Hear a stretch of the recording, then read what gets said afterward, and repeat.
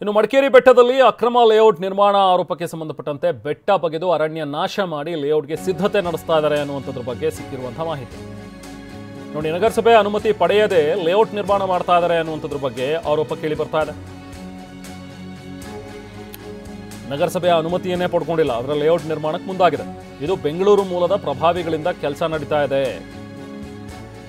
ಕನ್ನಂಡಬಾಣೆ ಪ್ರದೇಶದಲ್ಲಿ ನಡೀತಾ ಇರುವಂತಹ ಕಾಮಗಾರಿ ಇದು.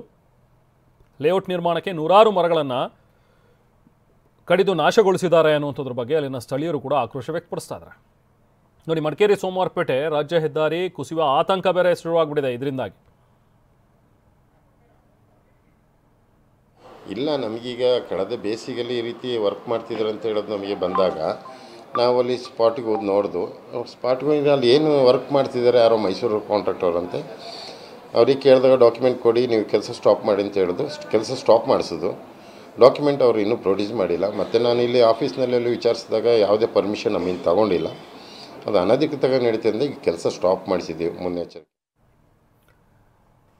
ಹಾಗಾದರೆ ಏನು ಇಲ್ಲಿ ಆಗಿರುವಂಥದ್ದು ಅನ್ನೋಂಥದ್ರ ಬಗ್ಗೆ ಸ್ಥಳದಿಂದ ನಾವು ಪ್ರತಿನಿಧಿ ಗೋಪಾಲ್ ಸೋಮಯ್ಯ ಮತ್ತಷ್ಟು ಡೀಟೇಲ್ಸ್ ಕೊಟ್ಟಿದ್ದಾರೆ, ಬನ್ನಿ ನೋಡೋಣ.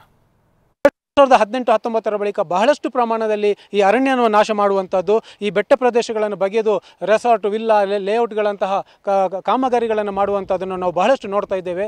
ಇದು ಮಡಿಕೇರಿ ನಗರದ ಕನ್ನಂಡಬಾಣೆ ಎಂಬ ಪ್ರದೇಶ. ಇದು ಬಹಳಷ್ಟು ಬೆಟ್ಟ ಗುಡ್ಡಗಳಿಂದ ಕೂಡಿರುವಂತಹ ಪ್ರದೇಶ.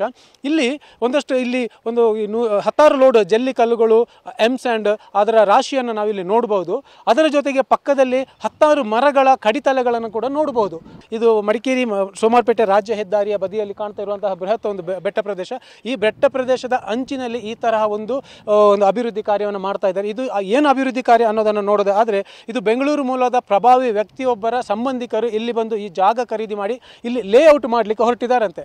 ಇಲ್ಲಿ ಮೇಲ್ಭಾಗದಲ್ಲಿ ಇಳಿಜಾರು ಪ್ರದೇಶವನ್ನು ನೋಡಬಹುದು. ಏನು ಆ ಜಲ್ಲಿ ಕಲ್ಲುಗಳನ್ನು ರಾಶಿ ಹಾಕಿದ್ದಾರೆ, ಅದರ ಮೇಲ್ಭಾಗದಲ್ಲಿ ಅಲ್ಲಿ ಒಂದು ರಾಜ್ಯ ಹೆದ್ದಾರಿ ಇದೆ. ಆ ಹೆದ್ದಾರಿಯಿಂದ ಕೆಳಗೆ ಬರಲಿಕ್ಕೆ ಒಂದು ರಸ್ತೆಯನ್ನು ನಿರ್ಮಾಣ ಮಾಡಿದ್ದಾರೆ. ಆ ರಸ್ತೆಗೋಸ್ಕರ ನೂರಾರು ಲೋಡ್ ಮಣ್ಣನ್ನು ಬೇರೆ ಕಡೆಯಿಂದ ತಂದು ಅಲ್ಲಿ ಸುರಿದು ಆ ರಸ್ತೆಯನ್ನು ಮಾಡಿದ್ದಾರೆ. ಆದರೆ ಕೊಡಗಿನಲ್ಲಿ ಈ ಥರ ಮಣ್ಣನ್ನು ಹಾಕಿ ರಸ್ತೆ ಮಾಡಿದರೆ ಅದು ಯಾವುದೇ ಕಾರಣಕ್ಕೂ ನಿಲ್ಲೋದಿಲ್ಲ. ಅದು ಕೂಡ ಇಂತಹ ದುರ್ಗಮ ಬೆಟ್ಟ ಪ್ರದೇಶದಲ್ಲಿ ರಸ್ತೆ ಮಾಡಿದರೆ ಯಾವುದೇ ಕಾರಣಕ್ಕೂ ಅದು ನಿಲ್ಲೋದಿಲ್ಲ.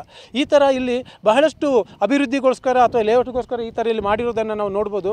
ಇನ್ನು ಇವೆಲ್ಲವೂ ಕೂಡ ಅನುಮತಿ ಪ್ರಕಾರ ನಡೆದಿದೆಯೇ ಅನ್ನೋ ಪ್ರಶ್ನೆ ಬಂದಾಗ ಅದಕ್ಕೂ ಕೂಡ ಒಂದು ನಿರಾಶಾದಾಯಕ ಉತ್ತರ ಬರುತ್ತೆ. ಏನಂತಂದರೆ, ಇಲ್ಲಿ ಸ್ಥಳೀಯ ನಗರಸಭೆ, ಮಡಿಕೇರಿ ನಗರಸಭೆ ಆಗಿರ್ಬೋದು ಅಥವಾ ಈ ಮೂಡ ಏನಿರ್ಬೋದು, ಅಲ್ಲಿ ಯಾವುದೇ ಒಂದು ಈ ಅಪ್ಲಿಕೇಶನ್ ಹೋಗಿಲ್ಲ, ಇಲ್ಲಿ ಲೇಔಟ್ ಮಾಡಲಿಕ್ಕೆ ಅನುಮತಿಯನ್ನೇ ಪಡೆದಿಲ್ಲ ಎಂಬ ಮಾಹಿತಿಯನ್ನು ಅಧಿಕೃತವಾಗಿ ನಮಗೆ ಕೊಟ್ಟಿದ್ದಾರೆ. ಇಂತಹ ಅಕ್ರಮ ಎಸಗಿದ ಆ ವ್ಯಕ್ತಿಗಳ ವಿರುದ್ಧ ಕ್ರಮ ಆಗಬೇಕು ಅನ್ನೋದು ಇಲ್ಲಿಯ ಸ್ಥಳೀಯರ ಒಂದು ಆಗ್ರಹ. ಕ್ಯಾಮರಾಮನ್ ನವೀನ್ ಜೊತೆ ಗೋಪಾಲ್ ಸೋಮಯ್ಯ, TV9 ಕೊಡಗು.